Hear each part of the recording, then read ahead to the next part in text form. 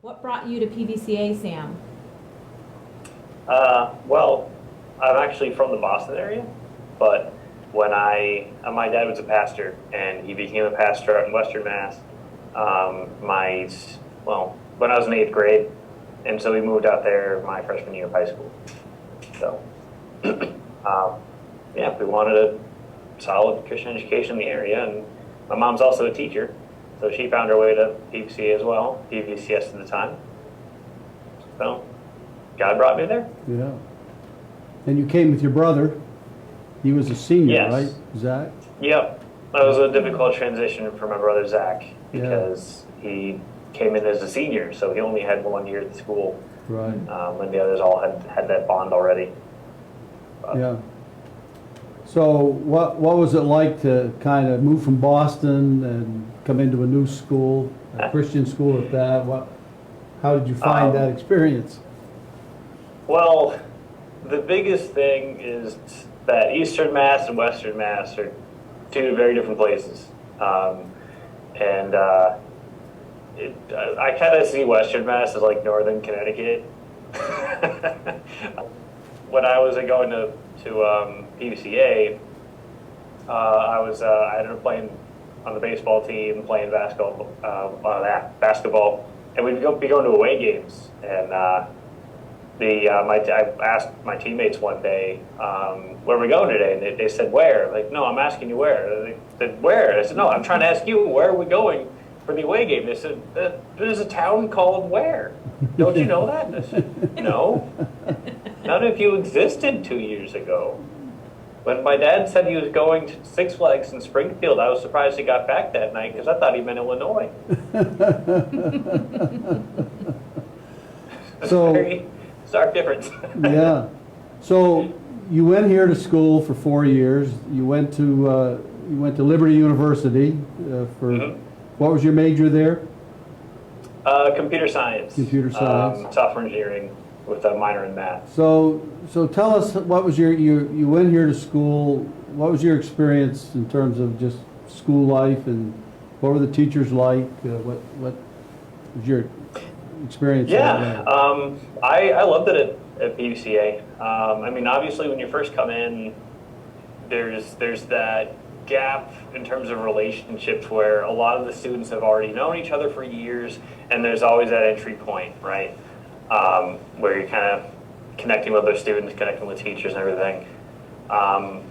And so obviously there are some rough patches initially building those relationships, especially coming into high school like that. But overall, and we had a really great class. We had a lot of synergy and a lot of unity in our class. I built some really great relationships that some of them I still maintain today. I was actually just hanging out with Dennis a week ago. Yeah. And I'm still close to Danielle Reynolds, who is now Danielle Bozick. She married a great guy at Liberty named Mike. I approved. I had really solid teachers.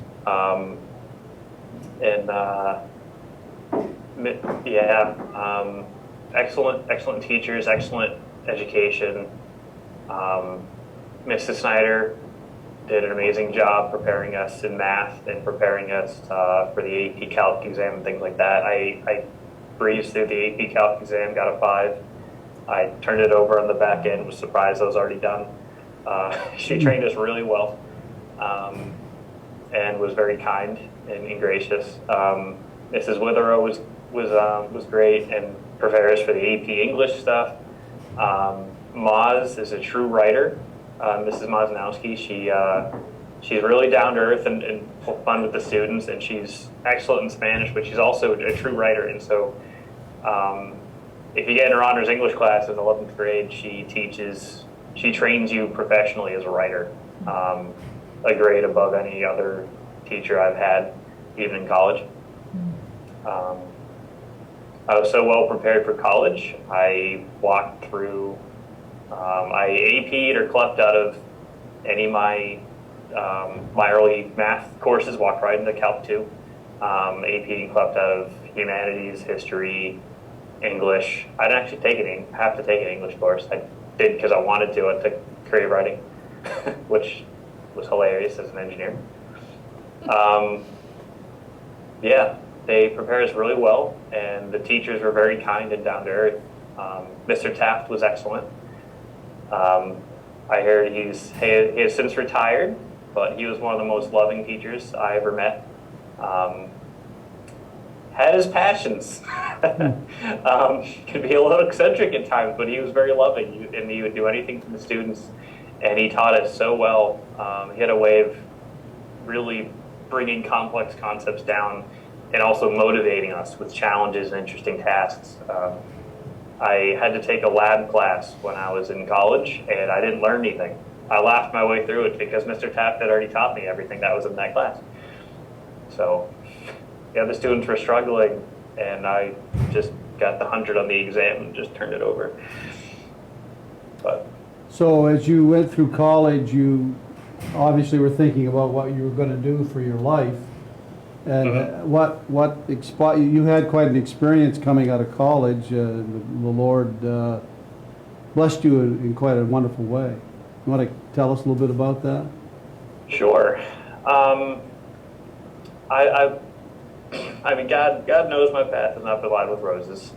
He has carried me through all of it and provided everything I've ever needed. I was the man of the house when I was 15. The only one employed in my family when I was 16. I made it through high school and college by the grace of God, perseverance of my mom, kindness of Mr. Duff, and a lot of hard work.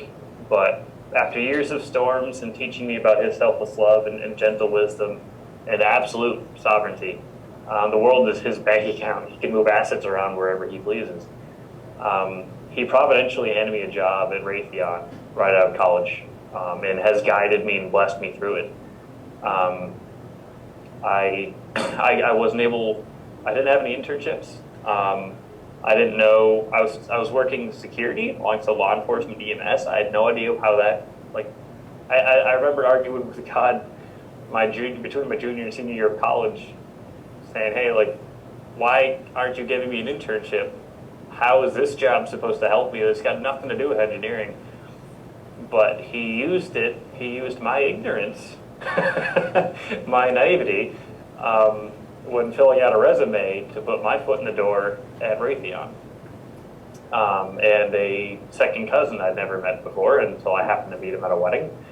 And so my second cousin was working at Raytheon, and he handed my resume to a hiring manager.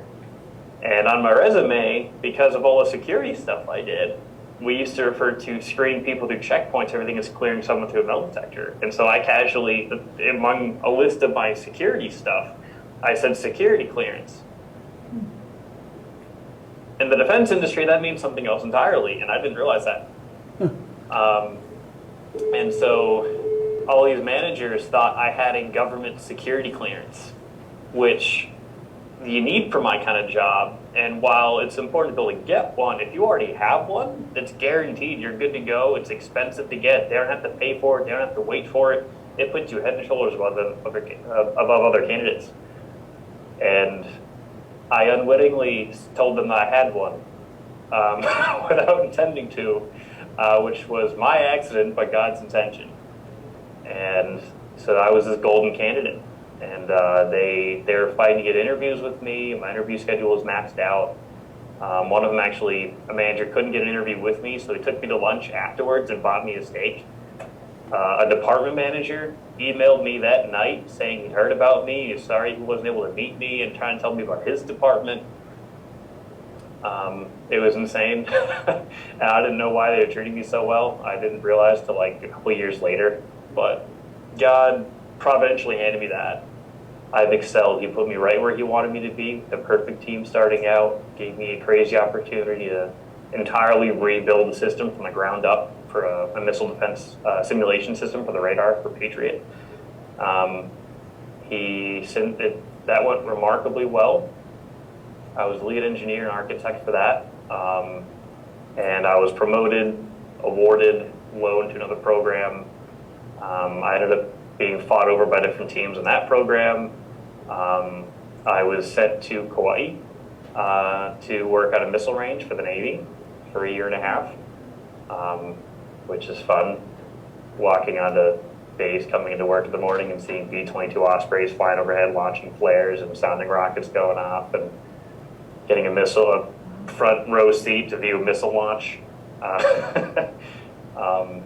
I became the technical expert and the senior radar operator and software lead and technical expert for the team out there. So I had the configuration of the world's most advanced naval radar in my hands before the face of the Navy, which I did not feel qualified to do yet, but God helped me through that.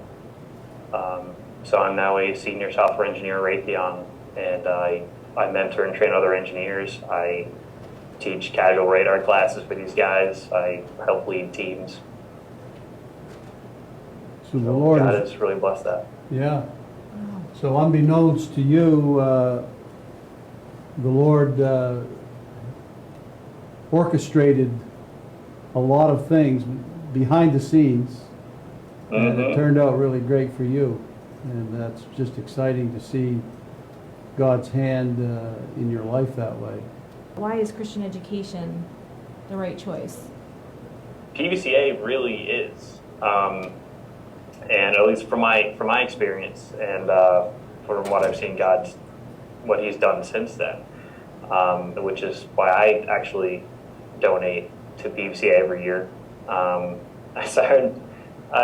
tried to do it on Mr. Duff's birthday the first time, but the timing is a little difficult with Raytheon's fiscal year. But Raytheon has a matching program, so they can double what I'm giving them. So I like to use that to bless the school and keep it going. PVCA provides children with a quality, uncompromising, God-centered education that's superior to the vast majority of schools in the state of Massachusetts, which is already allegedly one of the top states in the country in education. Quite frankly, the national metrics concerns me enough as it is, knowing how bad it is already around here. And I visited schools in Hawaii when I was out there. I have a Waimea Middle School t-shirt helping those kids. And they're rated last in the country. Alaska even beat them out finally. And that's why, to me, PVCA stands out as a beacon, both academically and spiritually, not only in this state, but in the country, and I donate to keep it that way.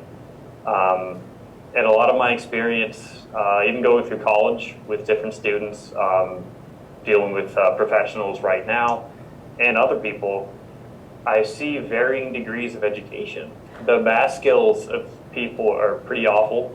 Even when I was at Liberty, mind you, a lot of them coming in, their education is often pretty terrible, and they end up going into college taking high school level classes, basic algebra, and their English is often awful. When I took a creative writing fiction class, it was a 300 level class, juniors in English education and literature and everything. And I had a wrist surgery at the time, and I was ranting to my physical therapist one time because of how bad their mechanics were when I had to workshop their stories. And the other physical therapists talked to him later, and apparently they thought I was an English teacher. And I'm an engineer. That's bad. So much of the schooling in this country is going downhill, and you also have a lot of messed up perspectives. So as a Christian at Raytheon, how do you deal with that as a Christian in that environment? It's a lot of fun. I mean, I don't, working on the job, we're focused on building these systems to, in my case, protect my own two brothers in the Navy, never mind the rest of our military servicemen and women, defending the lives of those who defend ours. And that's the job, that's the focus. But obviously these conversations come up, and it's fascinating, almost amusing, when my teammates sometimes will find out that I'm a Christian and that I believe in creation. And it gives them pause because, especially in post-Christian Massachusetts, where everyone's academically enlightened, you have all these people that think that Christianity is a emotional crutch. and a lot of and Christians are generally ignorant people. They believe in these fairy tales and this literature. So when they realize that an engineer that they look up to, that they think is really gifted and intelligent, well-educated and whatever, believes this stuff, it gives them pause, and so they ask me questions and I answer them. And so there was one that I led to Christ. There's another one that he came really close. But I flew out to Hawaii and had to leave the guy. So I gave him a Bible before I left, and he was a good friend. He would come just to talk with you about this stuff. There's another one that right now I'm praying for, that I'm having good conversations with, and he likes to get lunch with me outside of work and ask me questions. But it really makes a statement. And it's interesting working with some of those brilliant people, and I'll hear one of them say, some brilliant engineering fellow say, "Oh, thank God, thank physics." I'm like, where did the physics come from? There's no reason why they're there in the first place. Right. There's this order in this world. It's fascinating. Yeah. Well, it's good that you're being a salt and light in that environment, because I'm sure you're one of few. You probably don't know too many believers in your working area, I doubt. Yep, I know a handful. And then some others just grew up Catholic but don't really practice it, or don't really understand grace through faith, Mhm. Salvation through faith. So you've had quite an experience. As you said, life hasn't always been easy for you, but you've come through. God has been good and brought you to this place in your life. And we, as a school, really appreciate your support. As you know, I've been here a long time. I've been here 44 years. And so I've taught all the alumni of this school in one class. And so I know all the alumni pretty well. And the thing that blesses me is that one is when alumni come back here to work. And we have, I think, 8 or 9 alumni working in the school right now. So that says something. And then the second thing is when alumni support the school that they graduated from. That's a real encouragement to me, that they value their experience. Sometimes it takes being out of a school a little bit in order to appreciate maybe what you had. And I recognize that when you're dealing with young people.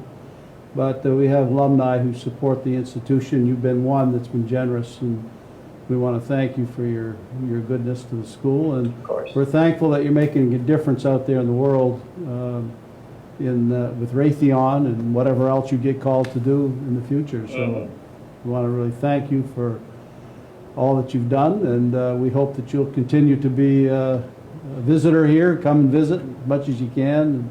It's always good to hear your story, and it encourages all of us. I see you as, again, not only being both valuable education that is beyond what the others have in your area, and also being a light, teaching the truth with the right perspective at the same time. And so, I mean, if I had kids out there right now, I would have my kids going to BTA. And I see you doing God's work in this area, in the Pioneer Valley area. So I want to help keep that going and support that. As it is, we'll see where I end up when I'm married someday and have kids, but I might even have to homeschool depending on what the options are in the area. But if anyone's in Western Massachusetts, I want them to be able to go to the EDCA. Well, thank you, Sam. We hope you have a great Christmas, which is coming up, and God bless you in your future endeavors. Thank you. You too. I'm sure we'll keep in touch as always. Alrighty. Thank you. Thank you. Thanks.